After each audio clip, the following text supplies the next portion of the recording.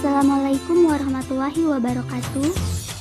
Pada pertemuan kali ini, kita akan membahas tentang pengaruh perubahan dan interaksi keruangan terhadap kehidupan di negara-negara ASEAN.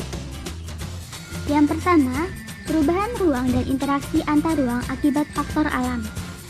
Kondisi alam dan kondisi sosial negara-negara ASEAN yang relatif homogen dan saling membutuhkan memudahkan interaksi antara satu negara dan negara lainnya.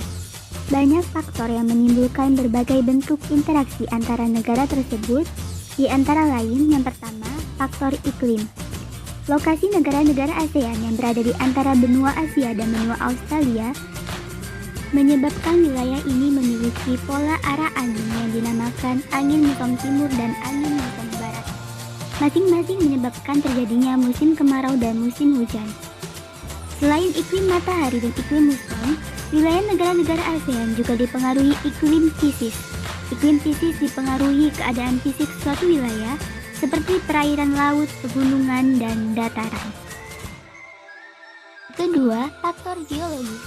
Secara geologis, wilayah ASEAN menjadi tempat pertemuan tiga lempeng utama bumi, yaitu lempeng Eurasia, lempeng India, Australia, dan lempeng Pasifik. Pergerakan lempeng yang bertumbukan mengakibatkan terjadinya bencana geologis seperti gempa bumi, dan apabila terjadi di laut, gempa bumi dapat menimbulkan bencana tsunami. Yang ketiga, faktor ketersediaan sumber daya alam. Hampir semua negara-negara ASEAN memiliki sumber daya alam berupa barang tambang, kecuali Singapura.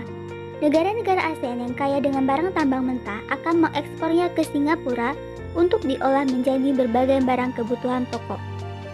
Sumber daya alam tidak hanya berupa barang tambang, hutan dan laut merupakan contoh lain sumber daya alam yang dimiliki hampir semua negara ASEAN.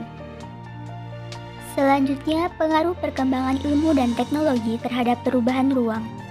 Teknologi yang memiliki peranan besar dalam mengubah kehidupan manusia dalam berinteraksi adalah yang pertama, teknologi transportasi.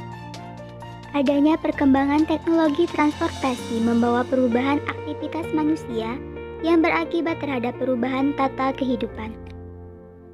Di beberapa negara ASEAN, rekayasa jaringan lalu lintas transportasi darat sudah sangat canggih.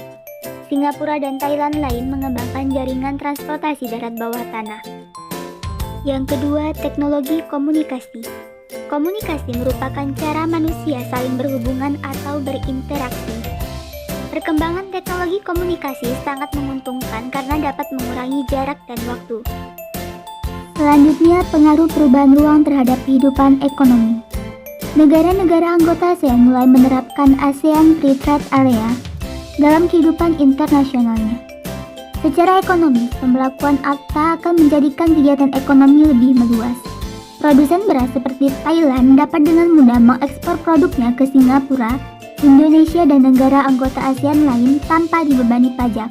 Begitupun sebaliknya. Yang terakhir, pengaruh konversi lahan pertanian ke industri dan permukiman terhadap perubahan ruang dan interaksi antar ruang. Konversi lahan pertanian menjadi permukiman marak dilakukan di negara-negara ASEAN. Adapun dampak negatifnya adalah sebagai berikut. Yang pertama, luas lahan pertanian semakin berkurang sehingga produktivitas pangan semakin kecil. Petani dan buruh tani kehilangan mata pencahariannya, hilangnya lahan ruang terbuka hijau, dan berkurangnya lahan resapan air. Konversi lahan tidak dapat dicegah karena kebutuhan manusia akan ruang tidak dapat dihindari. Mencegah konversi lahan bisa jadi menghambat pembangunan suatu negara. Baiklah, cukup sekian untuk pembelajaran pada hari ini. Semoga apa yang telah kita pelajari bisa menambah wawasan dan ilmu pengetahuan kita. Wassalamualaikum warahmatullahi wabarakatuh.